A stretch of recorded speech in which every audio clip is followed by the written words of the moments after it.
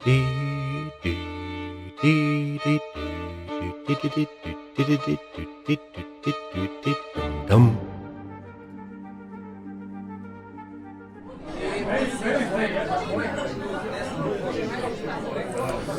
hey, welcome to the other side of the inn for a special series on solo play. The first part of solo play is going to be whether or not solo RPGs are still RPGs. This would be a side entry into a more general series about solo play, and we're going to start with RPGs because they are so close to my heart. Now, let me dial back a little bit and give you a little bit of an introduction into where I'm coming from. I am a solo player and I like thematic games. And so I figured it's about time that we start examining what exactly solo play is, why we do it, and how we do it. Now, first we look a little bit at what role-playing games or RPGs really are in a group environment. Now, they are very social constructs, experiences that you have with other players and with a game master or dungeon master or a narrator, and they are improv sessions where it's part interaction and it's part performance in front of the others. You're connecting to the other players. Now, the GM and the players form a unique combination of storytelling and story building, of world building.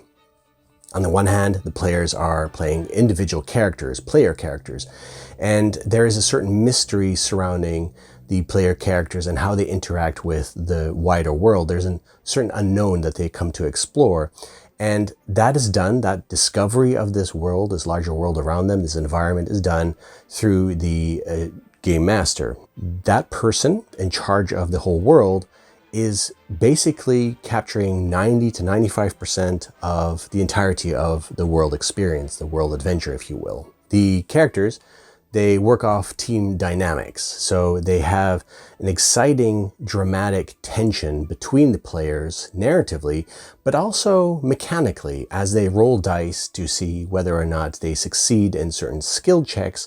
Ordinary actions for heroes don't require skill checks, but when it's something is a little bit more challenging or a little bit more dangerous, the GM, they might actually require from them a skill check roll, or like in combat encounters, a full-on encounter experience with back and forth of hits and defenses and ultimately the defeat of one party over the other. This constitutes the group dynamics, the social interaction or the social contract that you engage with other players when playing a role-playing game. Now, what happens when you eliminate that social aspect, when there's only one player playing an RPG? Is that indeed still an RPG? Now, what happens when we remove other players, when the social aspect of role-playing game is removed?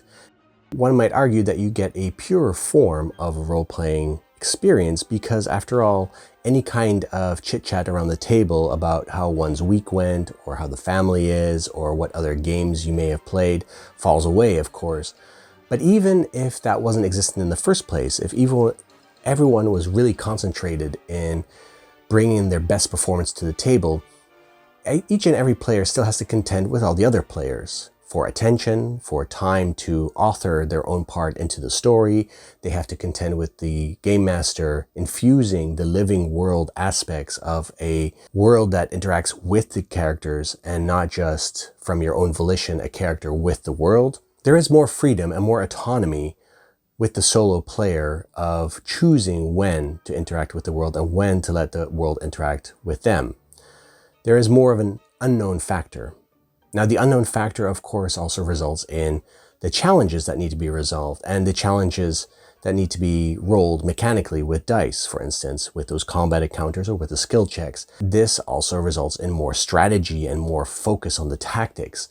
The solo player can really engage in smart moves that they can make around the table without any kind of interruptions of anyone else. It also results in an aspect of a flow where the lone wolf, which is the term keyed for a single character going at an adventure all by themselves, brings with it an intensity, an immersion that results in a flow state, and that player is allowed to fully embrace the thematics of the world itself. Now, the open nature of RPGs allows for a wide interpretation by the player, and this also kind of brings the downside of going at a role-playing game all by yourself.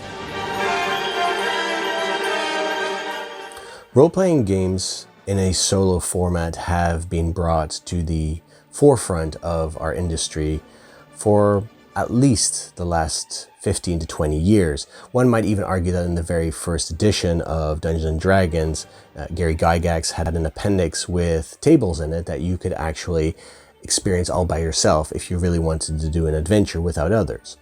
But over the last 10 to 15 years, there has been a great move into solo role-playing, and it has caused a sort of a splintered approach where certain aspects are chosen over others and in favor of others, and it doesn't form a whole complete picture anymore. For instance, we have the solo journaling.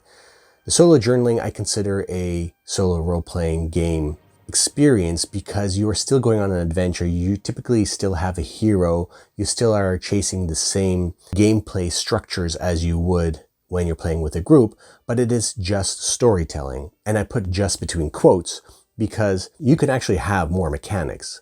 Like look at A 1,000-Year-Old Vampire, which is the classic example of a solo journal. There are many more that have followed, but it is less incentivized. It is less mechanical than typically the other forms of solo role-playing are. It truly focuses on telling a good story.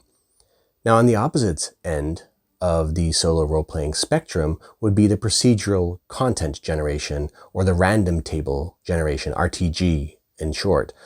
The use of oracles as well, that basically determine random plot elements for you to use, and it can be very mechanical, these kind of role-playing experiences, because you're continuously rolling on tables to generate these elements, to generate that discovery element that you would have in a role-playing, but by single-handedly doing it all by yourself and focusing on that mechanical aspect, sometimes the story, which needs to emerge from those tables, can fall a little bit to the wayside, and it becomes more of a total zero-sum win or lose situation. You play until eventually you die or you grow bored with the system.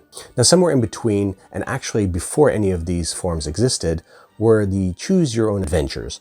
And these were essentially adventure modules that you could play all by yourself, and you would read through this on-rails story. And on-rails essentially means that you would only have limited choices in how to branch off the story. And so there was less freedom, less autonomy, maybe also less mastery of the mechanics, because everything was bound in the single adventure that you would experience.